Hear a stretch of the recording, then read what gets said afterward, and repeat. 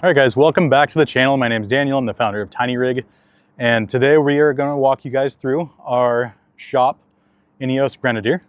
This is a vehicle we've now owned since December of 2023. We've taken a couple trips with it, done some modifications to it, but we're about to do some really exciting stuff. So we wanted to give you guys a full tour before we tear into this thing and cut the roof off. We're obviously an Alu-Cab dealer. It's a big part of what we do, and so when we purchased the vehicle originally, we knew we were going to do a roof conversion. That was the appeal of this vehicle to us.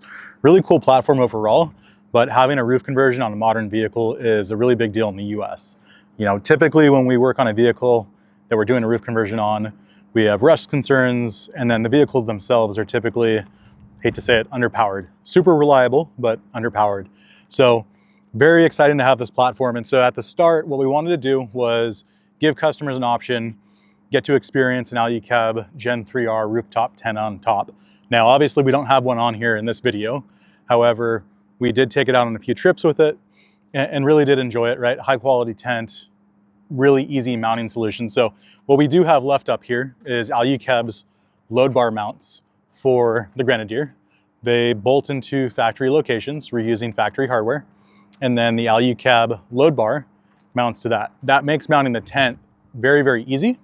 If you're someone who has Safari windows, Alu-Cab does make a spacer so that you can install your tent a little bit higher to allow you to fully open the Safari window while already having that rooftop tent. So in addition to having the rooftop tent up there, we did have Alu-Cab's 270 shadow awning mounted to the tent, and we also did an awning wall kit. So fun thing for me, I have a 16-month-old daughter, and my Tacoma that I built with the mod cap or canopy camper, we were never able to take our daughter out with it because I have 100% seat delete back there, which is why we focused on maintaining that seat in this vehicle.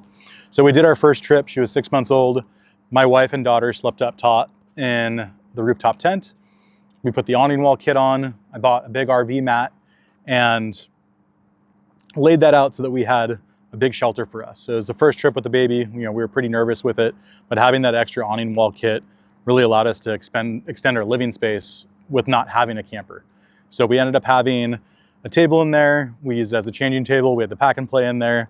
My wife packed an incredible amount of diapers and formula for that trip, but it ended up being a really nice, comfortable experience. So we'll show you guys the sleeping situation for where I slept in there.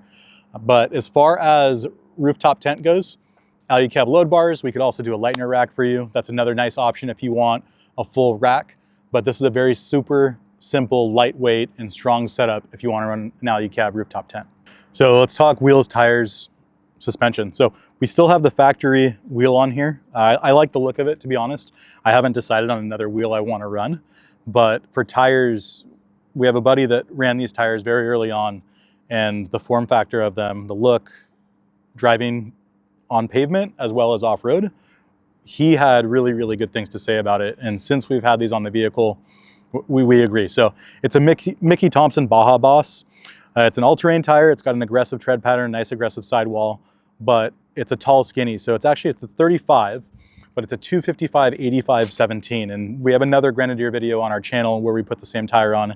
Same feedback from him. He's actually moved to Utah since we've done it, driven it in the snow, and really likes it. So great for this vehicle specifically. I think it fits the styling of it. And again, all around, really, really nice tire that's going to be good for daily use, but occasionally when you get off-road, it's nice as well. We then did the European spec Eibach lift. Now, a lot of shops are doing the US spec. There is a difference of this one.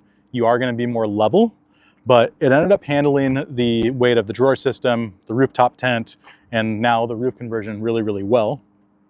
So stock shocks right now. Now we did do King adjustable reservoirs, adjustable shocks, I'm sorry, with the extended reservoir. And then we also did a steering stabilizer on that other vehicle. When I did the test drive with it, I was actually really astounded with how well it drove. I got to drive it about an hour and a half on the freeway there and back to the dealer to replace the windshield at the time. But I got to spend a significant amount of time in the vehicle driving it. First thing I noticed is that I forgot about how that steering felt originally in his vehicle. So I think that's something that you guys should really take into consideration with it. I think we will end up adding some suspension to this vehicle down the road, but steering stabilizer, definitely, even if you don't want to replace the shocks, that was a really nice adjustment that just gave the vehicle a much more natural feel. Didn't feel as Grenadier as it did before. So wrapping up the exterior of the vehicle, we've got just very simple setup going on here. So this is GP Factor's MaxTrax mount for the spare tire. In this case, we removed the factory trim. If you do have the storage, you'd want to remove that as well. But really easy setup. I like the GP Factor MaxTrax mounts more than any other mount that's available out there. Very, very easy to remove. Now, what I want to point out about the GP Factor mounts versus, let's say, the MaxTrax ones. The MaxTrax ones go through these small holes over here. And what happens is as you use your MaxTrax, those can tend to warp. And as they warp, it becomes really challenging to remove them. This is 2 mounts right here, and then you can suck them in really, really tight. So you guys kind of saw it was a little difficult for me to start it. I have them sucked in crazy, crazy tight. But basically really high quality components, all stainless hardware, lockable, and then another pin there to keep things nice and secure. Again, very simple, lightweight, but tires. So companies are now making an offset bracket for your spare tire mount if you go up in size. The issue with that is unless you're running an offset bracket and you run a tire this size, you can't open that small section of the door. So before that was released, the buddy of mine that recommended this tire to me had just trimmed his tire. And we ended up doing that on this one. I actually like that idea. I'm not one for doing a 5 tire rotation on vehicles that have TPMS sensors or that you want to maintain it. What I always find is that once you go and you do your rotation, typically things are not calibrated correctly and the vehicle ends up reading either the new spare as one of the current tires. It just throws things off. So what I find is I don't do a TPMS on that 5th tire, and frankly, me trimming a little bit of a spare should I need it doesn't bug me at all. I save weight. I get to maintain the actual position that that tire belongs in so that the strength of the door, by not having an offset, is in that ideal place. So very simple back here. I don't plan to add anything to the rear, maybe lights in the future, but for now, we've kept it this way. All right, so let's open things up. Let's check out what we've got going inside. So really early on, I got to take this to Death Valley and I needed a way to sleep. So this is a little bit, we'll call it elevated from what I originally had. I had a prototype one that Brian and I wanted to come up with quickly for the test in December. So we took this out. I got the vehicle, I want to say like December 12th of 23. And then it went straight to Brian's shop. They tore it apart, got some measurements, did the base plate, and rushed to build a platform for that trip so that I had a nice way to sleep. What I ended up doing was having a platform back there and then we made it the same height as the rear seat folded down. And that worked for 3 days of camping in Death Valley. But when we came back, Brian was able to get his Grenadier shortly after.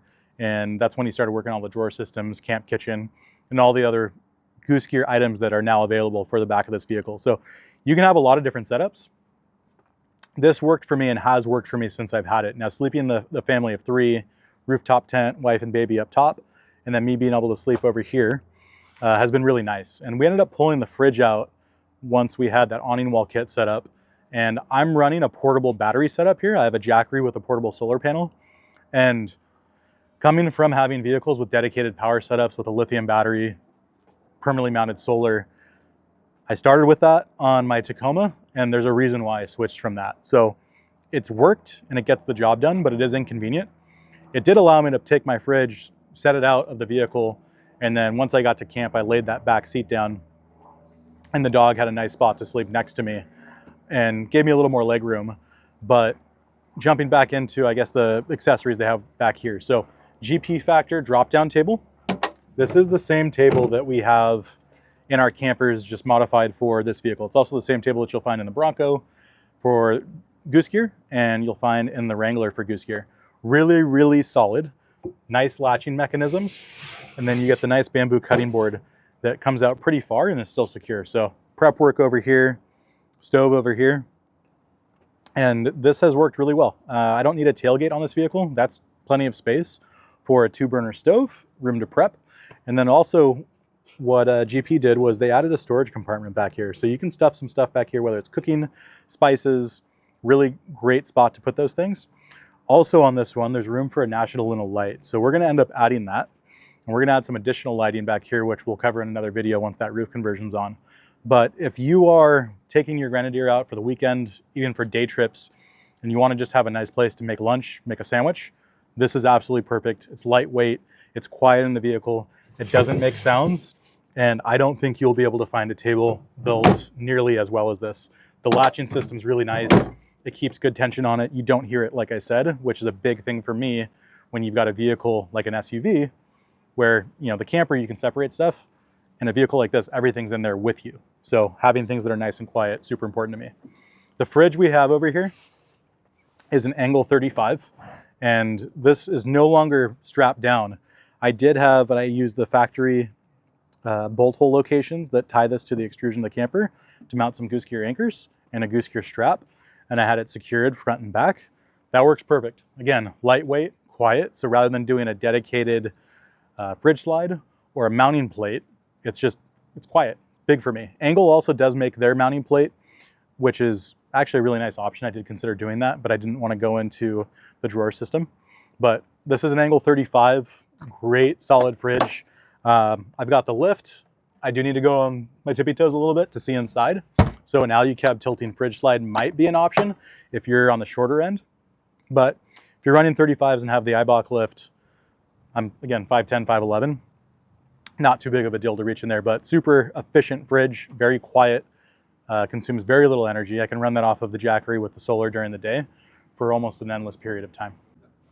All right, drawers. So we've got two big drawers, and obviously they're offset in size. And so I want to talk about kind of the layout of that, in my opinion. This side, we've got the weight of the fridge, and we also have a table. So doing the wider drawer on this side makes a lot of sense to me, because I can have the table open here and still have good access to be able to go in here, grab my stove out, set it up, and still have access to this drawer. And then you're balancing the weight a bit by having the larger drawer on this side. This is a ton of storage, guys. Again, if you're not looking to do something like a roof conversion, I've been really happy with the amount of storage I have, but also the sleeping situation. So a lot of different options from Goose Gear.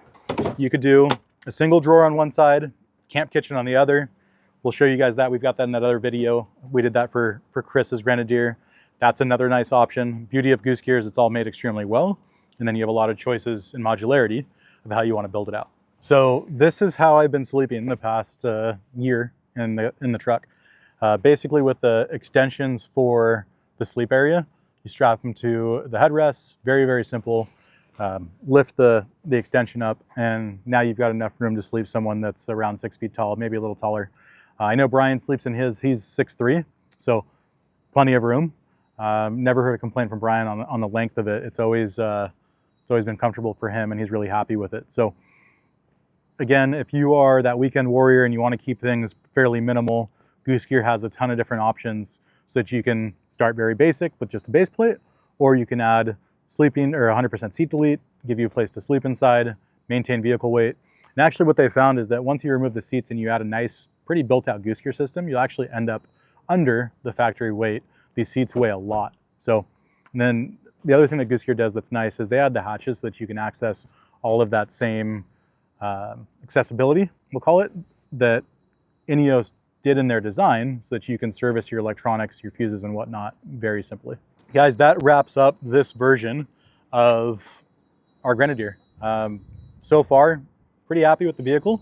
It's a lot of fun to drive. That turbo makes it a lot of fun. We took it through Mangle Pass and Death Valley, spent a lot of time on washboards, and it's holding up beautifully. I'm excited for the next phase of building this out. I think the roof conversion is going to completely change things. I had an opportunity to stand inside of a roof converted Grenadier at Overland Expo West in 2024, and I got extremely excited being able to stand in the back and kind of look down at those seats. So we're going to start digging into this thing today, ripping everything apart. We have some great electrical plans for it. We're going to do quite a simple setup, not nearly as complex as some of the other systems that you've seen out there, but we've got some basic components that are going to make this thing extremely comfortable to camp in. And that once that roof conversion's on, I think it's going to make this vehicle one of the most fun vehicles to own if you enjoy overlanding. So thanks for watching. Make sure you subscribe so that you guys can see the detail that we go through with that roof conversion. And if you guys need anything for your vehicle, let us know. Grenadier or not, we got you guys covered. Take care.